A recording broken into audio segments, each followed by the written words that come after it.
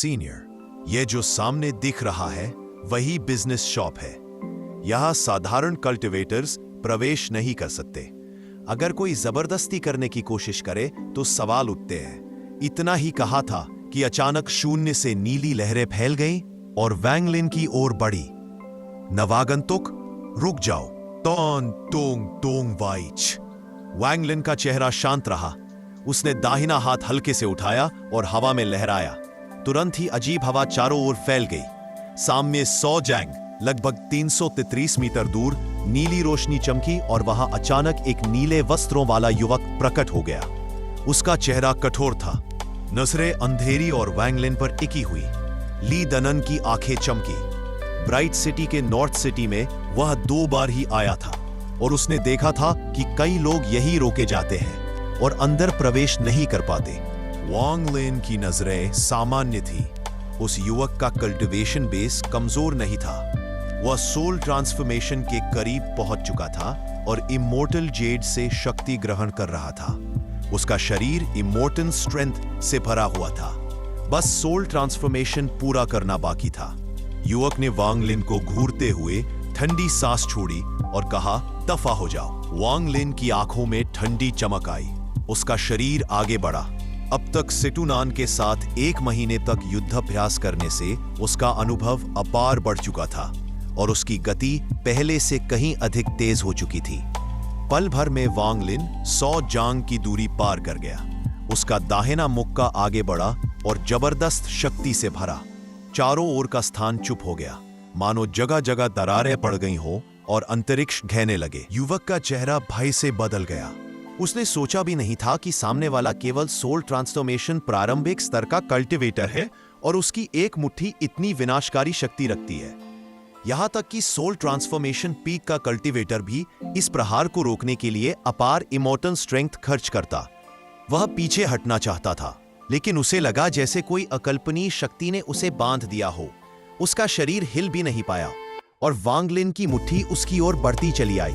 उसकी नाक से ठंडा पसीना टपकने लगा, पर उसकी आंखें विचलित नहीं हुई। उसे पता चल गया था कि वांग लिन या तो बहुत उच्च कल्टीवेशन बेस रखता है या कोई आकाश हिला देने वाली स्थिति में है।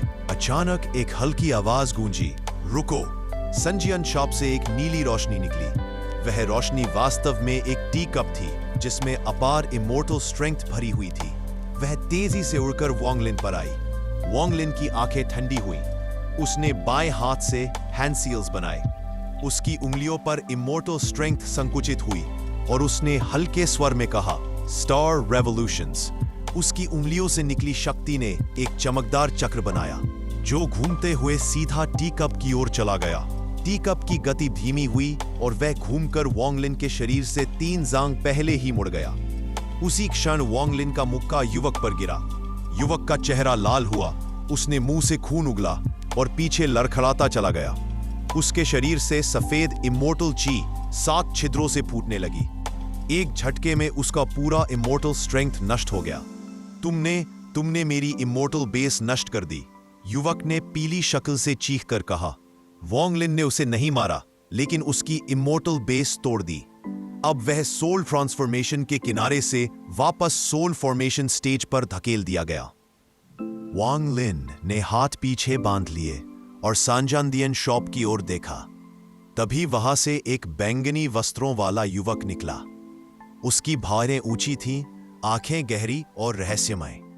उसके चारों ओर की जगह लहराने लगी। यह soul transformation middle stage peak का कल्टीवेटर था। उसने मुस्कुराकर कहा, यह उपाय अच्छा था। मैं बाय वे प्लैनेट तियान्युन से तियान्युन सेक्ट का सेक्ट मास्टर एल्डर ब्रदर वांग का नाम पहली बार सुन रहा हूं। वांग लिन शांत स्वर में बोला, वांग लिन, मैं किसी सेक्ट से नहीं हूं, बस एक वैग्रेंट हूं।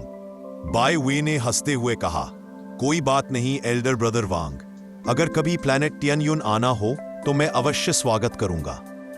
वांग लिन ने बस हल्का सा सिर हिलाया और आगे बढ़ गया। ली दनन घबराहट में उसके पीछे पीछे चला। बाय वे ने वांग लिन की पीठ देखते हुए धीरे से पंखा बंद किया और कविता बुदबुदाई। Mountain has the wood branches, एक सोल फिरमन, बट मोनार्क नोज नॉट, अंततः वांग लिन उस बिजनेस शॉप में प्रवेश कर गया। यह एक विशाल महल जैसा भवन था।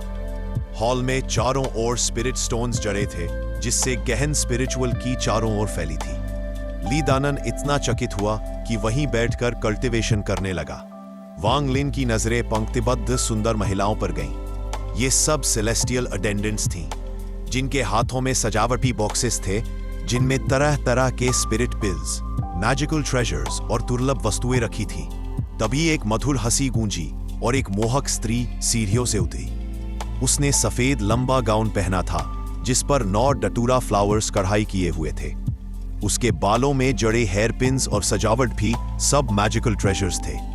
उसने मुस्कुराकर कहा, फेलो डाओइस्ट, बिजनेस ट्रेजर शॉप में आपका स्वागत है।